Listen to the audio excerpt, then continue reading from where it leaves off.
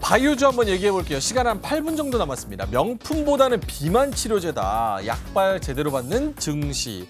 노보노디스크도 당뇨 비만 치료제 효과로 루이비통을 앞질렀다. 뭐 여기 종토방에 9월 6일에 한 개인 투자자가 올린 글이래요. 그래서 이런 우리나라 관련해서도 비만 치료제, 또 이제 당뇨 치료제 이런 걸로 조금만 뭔가 비슷하게만 얽힌 것 같아도 급등해버리는 그런 양상이 나오고 있습니다. 비만 치료제 시장 규모가 이렇게 어마어마하게 커지고 있는 그런 상황이고 또 페어마켓가 있어요. 세계 페어마켓 참가국 해가지고 참가국과 주요 기업들 해서 유한양행, 뭐 한미약품 등등등등 있습니다.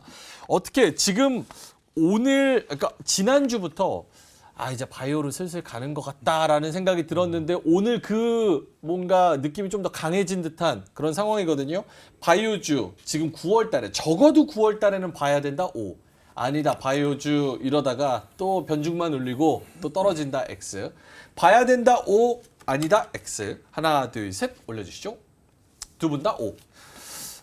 어느 쪽으로 어떻게 어떤 전략을 가지고 봐야 될지 조금 자세하게 말씀을 해주신다면 팀장님부터. 네, 뭐 지금 안 볼 이유가 없죠. 시장의 관심, 또 수급들이 좀 모여 있는 그런 상황이고 이게 또 우리의 자생적인 어떤 모멘텀이라기보다는 노보노디스크가 만든 해외에서 들어온 그런 모멘텀이다 보니까 우리가 보통 이제 자생적인 것들은 좀 금방 끝나는 경우가 많아요. 근데 이제 해외에서 들어온 그런 동질성이 있는 그런 모멘텀인 경우에는 조금 연속성이 더 갈 가능성이 좀 높게 보고요. 또 그 섹터가 정말 저 아래서 진짜 아무도 관심을 두지 않았었던 바이오 섹터를 자극했다라는 점을 또 하나의 그런 강점으로 좀 볼 수가 있겠습니다. 시장 트렌드가 과거 한 4, 5년, 6, 7년 전만 하더라도 이제 항암제에 굉장히 열광을 하는 그런 상황이었었는데 이제 당뇨, 비만 뭐 이쪽 치료제 그리고 이게 이제 뭐 확장성도 굉장히 높아요. 뭐 이렇게 가다 보니까 심혈관 뭐 이런 쪽도 이렇게 좀 굉장히 좀 크게 좀 확장성을 좀 보유하고 있다 보니까 아까 그 로봇하고 비슷한 거죠. 그래 우리도 그러면 임상 뭐 일상하고 있어, 전임상 들어가고 있어, 뭐 이런 것들이 이제 또 부각이 되면서 전반적인 확산세가 좀 나타나는 것 같고요. 시장에서도 높은 그런 좀 밸류를 주는 것 같습니다. 항암제 대비해서 이제 임상의 기간과 비용 이런 것들이 굉장히 좀 적고. 뭐 어지간한 그런 제약사들 그리고 좀 1선, 뭐 2선까지도 기존에 가지고 있었던 비만 치료제의 후보 물질은 거의 다 있거든요. 그렇기 때문에 뭐 신규로 뭐 이거 발굴을 하거나 그러지 않아도 훨씬 빠르게 시장에 어필을 할 수 있다라는 이제 그런 장점이 있다라고 좀 생각이 들어서 저 개인적으로는 이 관련된 임상 실험의 어떤 단계를 보고 지금 2상, 3상 이렇게 가고 있는 기업들 위주로 좀 재편을 하셔서 좀 압축을 해서 보셨으면 좋겠다는 말씀을 좀 드리고 싶고요. 뭐 한 10월까지는 어쨌든 시장이 그렇게 큰 움직임을 보일 그런 지금 동인이 없다 보니까 이런 좀 틈새를 만들 만한 것 중에 시장에서 가장 소외되어 있던 바이오들이 좀 부각될 수 있는 여력은 아직도 남아 있다. 이렇게 좀 말씀드리고 싶습니다. 그럼 바이오 이제 시작이고 10월까지도 추석 지나고 나서도 더 간다? 일단 저는 10월까지도 열어놓고 있습니다. 일정도 있죠. 그 뭐 학회랑 뭐 여러 가지 일정이 있던데. 근데 뭐 학회에 따라서 뭐 움직이는 기업들 있겠습니다만 지금은 학회가 중요한 건 아닌 것 같아요. 이미 훈풍은 미국에서 좀 불어왔죠. 노모더디스크하고 일라일리가 뭐 없어서 못 팔 정도로 지금 엄청나게 이 높은 흥행 가도를 좀 달리고 있다 보니까 이제 그것을 이제 우리나라로 가져왔을 때 우리나라 국민들에게 맞춤형 이제 개발을 누가 더 빨리 할 것이냐, 누가 더 높은 효능을 보여줄 것이냐 이제 여기에 우리가 집중을 해서 관련주들의 이제 옥석 가리기가 좀 필요한 시점이 아닌가라는 생각이 들고 있고요.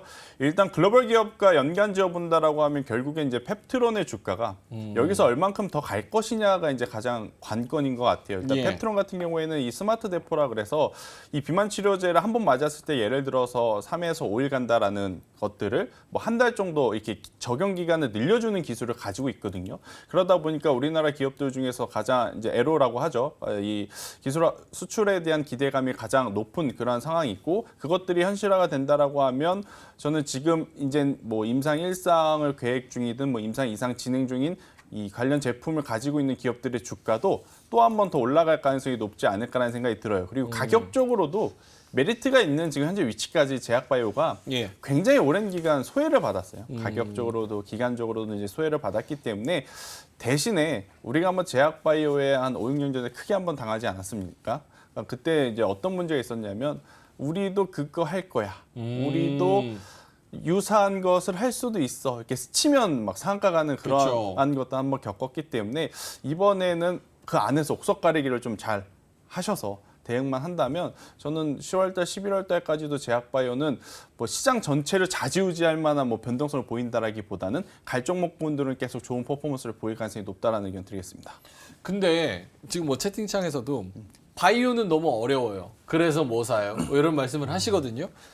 요 제약바이오가 저는 뭐 뉴스를 다 읽어봐도 정말 100%의 뭐 일라일리나 노보노디스크처럼 와 진짜 대박이다 이런 거는 별로 기대감 때문에 오르고 그냥 재료 때문에 오르고 어디 뭐 엮여 있다 그래서 오르고 약간 요런 개념이 좀 많은 것 같아서 실제로 이런 기대감이 계속 가면서 실질적인 수익이나 무언가 펀더멘탈의 강화로 이어질 수 있는 건지 팀장님. 뭐 제 개인적인 어떤 뭐 옥석 가리는 법을 먼저 보자면 예. 첫 번째는 이제 신약 후보 물질을 스스로 가지고 있느냐. 그러니까 회사 홈페이지 정도는 들어가 보실 수 있잖아요. 어쨌든 그렇죠. 투자를 하신다면 그냥 그래서 뭐 사? 그래서 그거 사야지 이러신 분들은 좀 위험하고 어쨌든 예. 저희가 말씀을 드리면 그래도 회사 홈페이지 정도는 들어가셔서 보시는 그런 정성 정도는 좀 필요하다고 보는데 신약 후보 물질이 어떤 게 있고 지금 임상 실험 단계가 어느 정도 와 있고 그게 어떤 기전이고 이런 게 간략하게는 나와 있습니다. 뭐 저도 문과 출신이라 자세히는 모릅니다만 이게 어떻게 굉장히 쉽게 설명되어 있는 회사들이 굉장히 많거든요. 뭐 그 후보 물질이 어느 정도에 있고 어떤 의 적용증이 있으며 지금 현재 시장 규모가 얼마인가 이런 것도 다 써져 있어요 홈페이지에. 정말 뭐 영 아닌 그런 기업이 아니고서는 거의 다 좀 되어 있다라고 보이기 때문에 그런 거 한번 좀 보시고요. 그리고 하나 더 필터링을 한다 그러면 과거에 뭐 단 5천억이 됐든 1,000억이 됐던 유수의 그런 해외 기업한테 기술 수출의 경험이 있느냐 없느냐 이게 굉장히 좀 중요한 부분이라고 생각이 듭니다. 그러니까 레퍼런스가 있느냐 없느냐가 향후에도 계속해서 이런 기술 수출을 뭐 이거 신약까지 20년 30년 끌고 갈 건 아니잖아요. 그쵸. 그 기술 수출을 어느 수준에서 이뤄낼 수 있느냐의 가능성을